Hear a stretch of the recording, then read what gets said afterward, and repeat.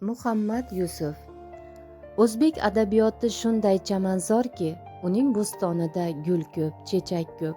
Bu bo'stonda bir-biriga o'xshamaydigan, bir-birini takrorlamaydigan iste'dodli shoirlar avlodi qayta-qayta bo'y cho'zaveradi.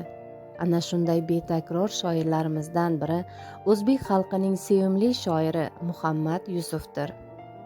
Muhammad Yusuf 1954-yil 26-aprelda Andijon viloyatining Marhamat tumani Qovunchi qishlog'ida oddiy ishchi oilasida tug'ildi.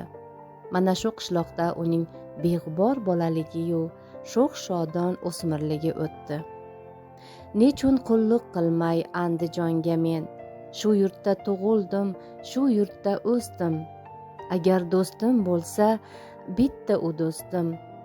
Nechun qulluq qilmay Andijonga men, yodimga o't tushsin etmasam yodlar, dukchi eshonlari qilgay faryodlar, uni tavof etgan mashrabdek zotlar, nechun qulluq qilmay Andijonga men, deb yozadi. O'rta maktabni tamomlagach, Muhammad Yusuf Toshkentdagi Rus tili va adabiyoti institutiga o'qishga kirib, 1978-yil tamomlaydi. Uning dastlabki she'rlaridan namunalar 1976-yil O'zbekiston madaniyati haftaligi sahifalarida chop etilgandi.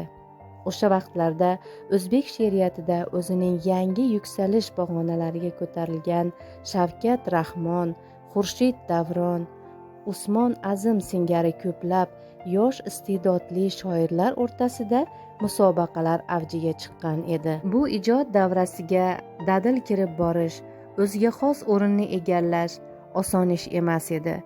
Bu ishni uddasidan chiqa olgan adabiy jamoani nazarini o'ziga qarata olgan shoir Muhammad Yusuf bo'ldi. Muhammad Yusuf she'riyatning turli yo'nalishlarida esda qolarli asarlar yaratayotgan qalamkash do'stlari, ustozlari orasida o'zini shoir sifatida isbot qilishga astoydil harakat qildi. U 1997-yildan boshlab O'zbekiston Yozuvchilar uyushmasi raisining o'rinbosari etib tayinlandi. Uning she'rlari matbuotda tez-tez chop etilib tursa-da, birinchi she'riy to'plami 1985-yilda e'lon qilingandi. Shundan keyin shoirning Bulbulga bir gapim bor, Iltijo, Uyqudagi qiz, Ishq kemasi, Ko'nglimda bir yor, Erka kiyik, Osmonimga olib ketaman singari o'nlab she'riy majmualari o'quvchilar qo'liga yetib bordi. Muhammad Yusuf poetik janrlarga ham o'zini sinab ko'rdi. Osmonning oxiri, Qora quyosh singari yirik dostonlar yaratdi. Yurtimizning mustaqillikka erishgani Muhammad Yusuf ijodida yangi ufqlarni ochdi. Millat, yurt, istiqlol sharafiga bitgan go'zal she'rlari o'zining samimiyligi, soddaligi, badiiy mukammalligi bilan millionlar qalbidan aks sado berdi. Shoirning Vatanim, Haq bo'l elim, Dunyo, O'zbek mamo, Tilak singari o'nlab she'rlari chinakam she'riyat yurtini qanday kuylamog'i lozimligini isbotlagan asarlar bo'lib qoldi. Istiqlol yillarida erishilgan yuksak ijodiy yutuqlari uchun Muhammad Yusufga 1998-yil O'zbekiston xalq shoiri unvoni berildi. Muhammad Yusuf ijodi keyingi davr qo'shiqchiligi rivojida muhim o'rin tutadi.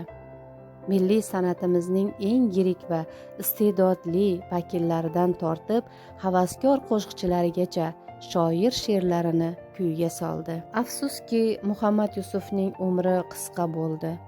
U 2001-yilning 31-iyulida Qoraqalpog'istonning Ellikqal'a tumaniga qilgan ijodiy safar chog'ida yurak xurujidan vafot etdi.